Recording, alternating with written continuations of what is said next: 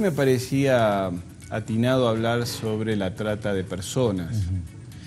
La trata de personas, viejo delito que ya era conocido antes por el nombre de trata de blancas, porque en general a lo que se refería era el comercio sexual de mujeres blancas traídas de Europa, de Rusia, de Europa Central, de Rusia.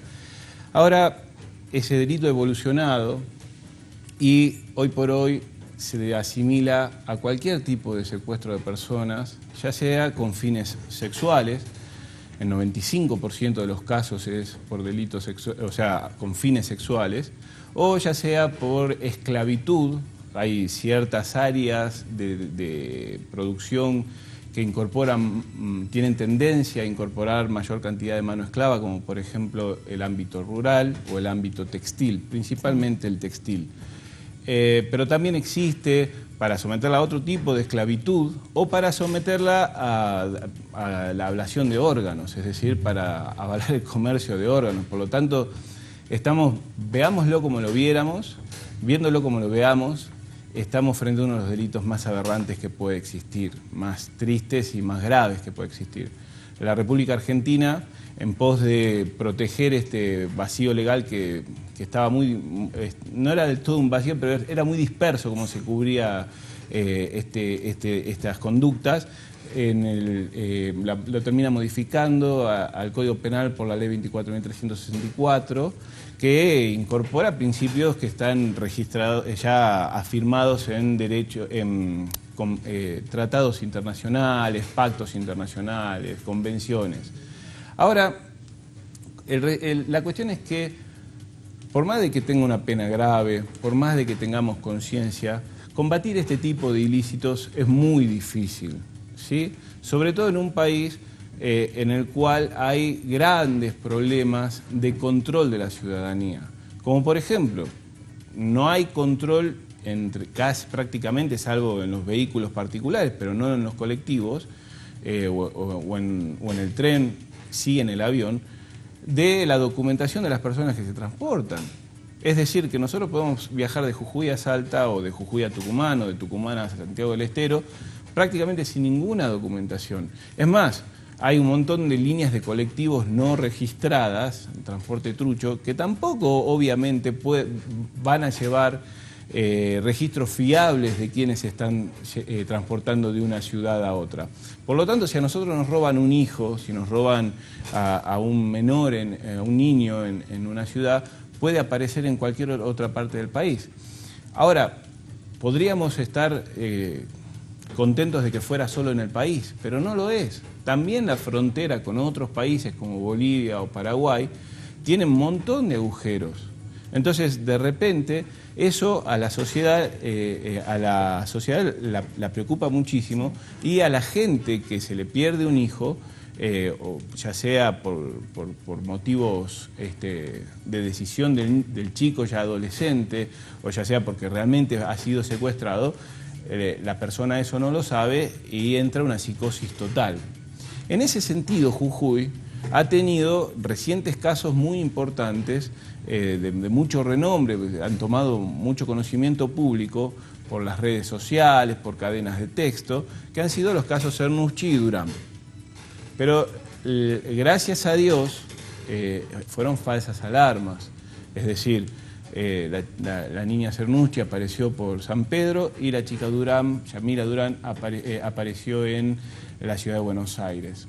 El problema aquí es que nosotros no contamos con estadísticas concretas para saber si Jujuy es realmente una provincia que deba preocuparse y tener una psicosis sobre la existencia o no de trata de personas en nuestra provincia.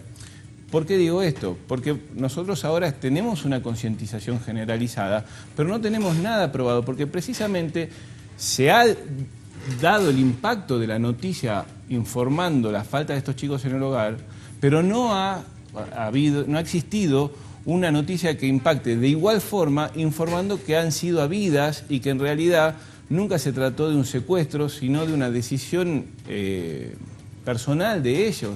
Bueno, hoy la jueza de menores, la doctora Pilar Medina, confirmó que no hay casos de secuestro, sí muchos casos de búsqueda de personas, de fugas de hogar, pero no casos de secuestro. Pero es que en el caso, exactamente, no solamente la jueza ha trabajado muy bien, sino que distintas ONGs, también los fiscales que han intervenido, el doctor Farfán, el doctor Bossati, el ayudante fiscal, el doctor Ariel Gil Urquiola. Han existido excelentes trabajos también de los policías intervinientes, el comisario Zapana, el agente Pérez, el comisario Sosa, pero en definitiva, nosotros tenemos que realmente buscar elementos que nos ayuden a brindar contención a las personas que sospechan han sido víctimas de un delito de secuestro con estos fines de trata de personas. También tenemos que tener un sistema más eficiente con un protocolo que se está desarrollando y que en parte ya existe para investigar este tipo de delitos, pero también tenemos que apelar a la sinceridad de las personas, de los padres, que tienen que reconocer e informar que existe una situación preexistente y que puede tratarse de una fuga del hogar. En uno de estos casos al menos, es una fuga del hogar con una discusión previa con el progenitor, donde hay una carta de despedida. Entonces no puede generalizarse esta psicosis social, movilizarse todo el aparato del Estado por una cuestión que obviamente hay que encontrarlo al niño y hay que reintegrarlo en el hogar, pero no partiendo de la hipótesis de lo peor, porque si partimos de la hipótesis de lo peor, pues entonces le robamos la tranquilidad también al resto de los ciudadanos que pensamos que están robando a nuestros hijos en cada esquina y que tenemos que extremar los recaudos porque perdemos a nuestro en cualquier momento. A ver, existe, gracias a Dios, además, todo un esquema desde el Estado de relación entre las provincias de Jujuy, Salta, La Rioja, creo que se está empezando a desarrollar con Tucumán. El Ministerio del Interior también ayudó muchísimo a esta última investigación, a la del caso Durán. Gracias a Dios contamos con policías honestos y diligentes y eficientes, pero tenemos que llamar la atención en que, primero, casi todos estos casos han sido solucionados como fugas de hogar. Sí tenemos desapariciones que tenemos que determinar qué es lo que realmente ha sucedido y tenemos que utilizar otros mecanismos para evitar desde el Estado, es decir, la concientización del derecho y del respeto del género, el desalentar el comercio sexual.